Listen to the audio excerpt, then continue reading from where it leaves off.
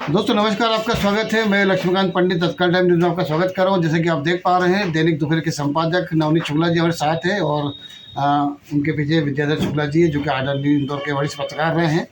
और हम आज दोनों को फ्रेम में इसलिए ले रहे हैं कि कहीं ना कहीं जब हम पत्रकारिता की बात करते हैं और संस्कारित पत्रकारिता की बात करते हैं तो ये दोनों चेहरे सामने आते हैं। बहरहाल बातचीत शुरू करते हैं।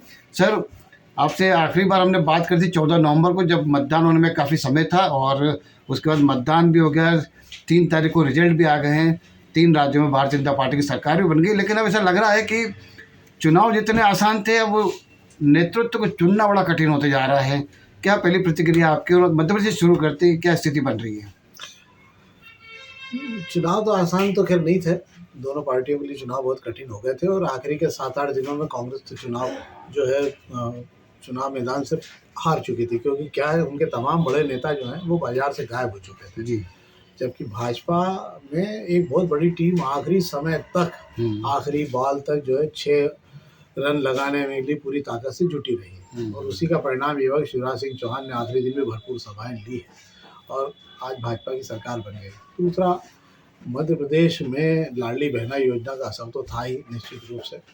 इसके अलावा जो वोटों का जातिवाद के आधार पर जो ध्रुवीकरण हुआ है, उसने इस बार अपना असर बहुत बुरी तरह से दिखाया और कांग्रेस के तमाम नेता जो बिना संगठन के और बिना अपनी जमीनी तैयारियों के मैदान में उतरे थे, वो सब एक के बाद एक धराशायी होते चले गए। इसका मूल कारण ये था कि उनकी कोई भी पेठ अब अपने मतदाताओं में नहीं रही है और आखिरी समय तक टिकटों की खींचतान और ये सब चीज़ें जो है वो कांग्रेस को बहुत बुरी तरह से ले डूबी। तो कांग्रेस की वापसी मेरे को तो नहीं लगता अगले 10 साल तक मध्य प्रदेश में दिखे, क्योंकि संगठन में अब युवा नेताओं का भी बहुत अभाव हो गया है और जो नेता स्थापित नेता हैं उनकी अब जमीन इतनी खसक चुकी है कि वो अब आज की तारीख में भी शुरू करेंगे तो राजनीति के समय के लिए वो आज फिट नहीं हो पाएंगे, क्योंकि अब उनमें सहनशीलता भी नहीं बची और अब उनमें क्षमता भी नहीं बची कि वो कांग्रेस को मध्य प्रदेश में वापस ला के मुकाम पे खड़ा कर सकें। हाँ बिल्कुल। इंदौर में तो जो जीता वही सिकंदर और क्लीन स्वीप हुई है। हम उन प्रत्याशियों की विजय की बात न करते हुए आज के वातावरण पे आ जाते हैं। दिल्ली में मंथन चल रहा है, मध्य प्रदेश में सत्ता किसको दी जाए। बहुत सारे उम्मीदवार हैं, बहुत सारे समीकरण बन रहे हैं। क्या लग रहा है आपको? वरिष्ठ कैलाश जी बोल रहे हैं 10 तारीख तक फैसला आ जाएगा, लेकिन पर्यवेक्षक भी वहाँ से नियुक्त कर दिए गए हैं। क्या तस्वीर क्या बन रही है, कहाँ अड़चने आ रही है? 10 तारीख को तो खैर फैसला नहीं आएगा, क्योंकि 10 तारीख को विधायक दल की बैठक की है। जी। विधायक दल की बैठक में पर्यवेक्षक दिल्ली पहुंचेंगे, 2 दिन बाद में फिर वो जाके अपनी रिपोर्ट देंगे। 1 आध दिन 2 दिन लगेंगे और मैं मान के चलता हूँ बुधवार गुरुवार तक की स्थितियाँ बादल छटेंगे जी। क्या होगा और क्या नहीं होगा। पर अंतिम फैसला तो जो परंपरा है अभी लंबे समय से छाई हुई है कि अंतिम फैसला तो अमित शाह और नरेंद्र मोदी को ही लेना है। इसलिए बाकी सारे आकलन और सारे गणित और सारी उम्मीदें ये किसी काम की नहीं है और सारे दावेदारों के लिए भी आज की तारीख में विधायकों का साथ होने के बाद वो ये नहीं कह सकते कि बिल्कुल मेरा तो पक्का हो ही गया, चाहे कैलाश जी हो, चाहे मुख्यमंत्री शिवराज सिंह चौहान हो, चाहे प्रहलाद पटेल हो। ये मुख्यमंत्री की कतार में सब शामिल हैं। बिल्कुल मुख्यमंत्री के दावेदार हो जाएं और बिल्कुल बन जाएं, इसके लिए तो बहुत समय अभी लगेगा, क्योंकि अंतिम फैसला सारा का सारा होना है दिल्ली से। क्योंकि अब भाजपा जो है वैसी पार्टी तो रह नहीं गई कि विधायक दल की बैठक के बाद में फिर होगा और फिर अब राय विचार चिंतन मंथन ये सब काम खत्म हो गया। अब भाजपा में फतवा जारी होता है, दिल्ली से जो फतवा जारी होगा जिसके नाम का वो मुख्यमंत्री बन जाएगा। बिल्कुल ऐसी दोनों स्थितियाँ राजस्थान में भी, छत्तीसगढ़ में भी है।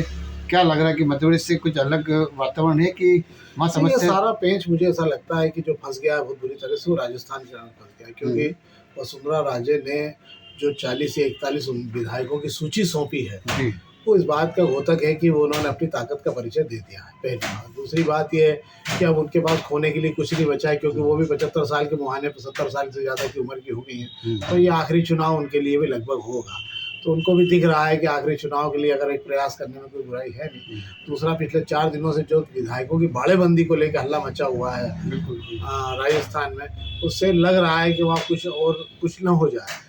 तो हाईकमान भी भाजपा के चाहता है कि कहीं ऐसा नहीं हो कि वो कहावत है चाकू छुरे चलाने वाले एक दिन कुछ चाकू छुरे के नीचे आ जाता है। तो वो कहावत ऐसा नहीं हो कि राजस्थान से शुरू हो जाए कि जिस जोड़ तोड़ की राजनीति का खेल आप करते रहे वही जोड़ तोड़ के आप शिकार हो जाओ। इसलिए हर कदम फूक फूक के रखना पड़ रहा है। पर मध्य प्रदेश की स्थितियाँ अलग है। यहाँ कोई ऐसी प्रबल दावेदारी नहीं कि वो 70 साल से संगठन खड़ा है भाजपा का और जनसंघ के नाम से शुरू हुआ था। इसलिए मध्य प्रदेश में जड़ें बहुत मजबूत है पर राजस्थान की कवायद के कारण ही तीनों राज्यों में पर्यवेक्षकों का मामला आया है, नहीं तो अभी तक तो ये फैसला हो जाता। और छत्तीसगढ़ में कोई इतनी बहुत ज़्यादा कठिनाई की स्थितियाँ नहीं रहेगी, क्योंकि छत्तीसगढ़ में कोई भी इतना प्रबल दावेदार वाली स्थिति में नहीं है। वहाँ जो संगठन फैसला होगा और जो दिल्ली से फैसला होगा वो सर्वमान्य हो जाएगा। क्या लग रहा है कि कहीं ना कहीं लोकसभा चुनाव को देख के जो राष्ट्रीय नेतृत्व है वो कहीं परेशान है, इसलिए देरी हो रही है? नहीं, 2024 को लेकर तो वो कभी चिंता करते ही नहीं है। उन्होंने पहले जब 2023 के चुनाव में 2024 की तैयारी कर ली थी उन्होंने। वो बहुत जहाँ हम सोचना बंद करते हैं, नरेंद्र मोदी साहब वहाँ से सोचना शुरू करते हैं कि अब यहाँ से काम शुरू होगा, तो उन्होंने 2024 की तैयारी अपनी कर रखी। राम मंदिर बन ही रहा है, इसलिए कोई मामला रहेगा नहीं। महंगाई अब दरकिनार हो गई, 200 रुपये किलो की दाल खा के भी अब तो मंदिर वही बनाने वाला मामला है।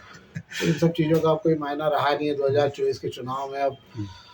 पर ये जरूर है कि ये चुनाव उत्तर और दक्षिण का होगा। अगर उत्तर में भाजपा अपनी लहर का उपयोग करेगी तो दक्षिण में कांग्रेस अपनी ताकत का उपयोग करेगी, और किसकी वापसी होगी तो समय बताएगा। पर ये चुनाव इतना आसान दोनों के लिए भी नहीं रहेगा, क्योंकि दक्षिण में भाजपा है नहीं। कर्नाटक में थी समाप्त हो गई, बाकी जगह पर अलायंस होना नहीं है उनका आपकी चक्कर, क्योंकि सब हट गए हैं। दूसरा जो 6 सिस्टर राज्य है, मिजोरम, मणिपुर वगैरह, वहाँ पे और स्थिति खराब हो गई। मुख्यमंत्रियों ने कह दिया कि वो तो प्रधानमंत्री के साथ बंद साझा नहीं करेंगे, तो वो भी एक झटका है कि इसके लिए। तो अब वो सारा मामला निर्भर करेगा उत्तर वर्सेस दक्षिण, जो जितनी सीटें ले आए। अभी 3 राज्यों के चुनाव में भाजपा कांग्रेस को बढ़त है, वोटों के हिसाब से कांग्रेस कम से कम 12-13 लाख वोट आगे है। तो वो कितना लाभ दे पाएगी सीटों के मामले में, वो भी देखा जाएगा। एक सवाल जो कि आपकी काफ़ी पेनी नज़र होती है, सरकारें नहीं आगे, लेकिन हम जानते हैं मध्य प्रदेश में आर्थिक स्थितियाँ बड़ी ख़राब है। पहले भी कहा जाता है कर्जा बहुत है, और अब तो चुनाव भी हो गए। नई सरकार जो आएगी उसको किन संकटों से जूझना पड़ेगा? क्या जो पुराने लॉलीपॉप दिया या रेवड़ियाँ बांटी है वो कितनी कारगर साबित होगी? कि कहीं अभी तक भी कर्ज ले रहे थे, आगे भी कर्ज लेते रहेंगे। अब सरकार के लिए तो कोई मामले नहीं रहेगा, जो भी सरकार आएगी उसमें कर्ज के बिना तो गाड़ी चलेगी नहीं। क्योंकि अब आप जीडीपी का 85% कर्ज तो उठा ही चुके हो देश में। तो 100 रुपये में से 85 रुपये तो आपको कर्ज चुकाने में जाने हैं।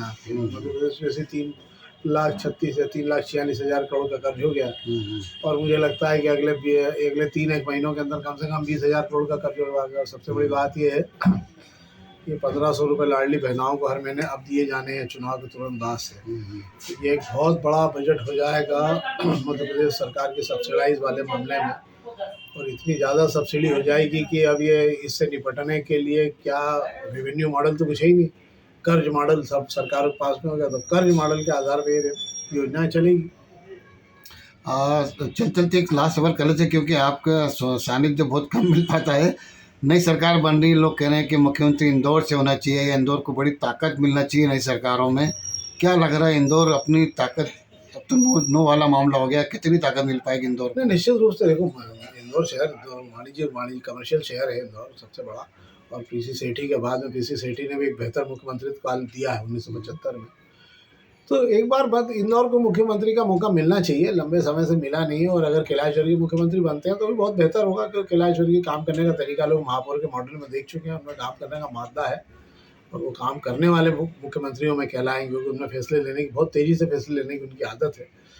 पर ये तो सरकार को सोचना है, और ये जो भाजपा के आला कमान और हाई कमान और जितने कमान बैठे हैं, ये तो उनका निर्णय है, हम तो केवल सलाह दे सकते हैं। बिल्कुल सही में जो निर्णय आला कमान का आएगा, और उम्मीद करते हैं कि इंदौर को उसकी इच्छानुरूप नेतृत्व और ताकत मिल पाएगी। आपने हमसे बात करें इसके लिए धन्यवाद। नमस्कार।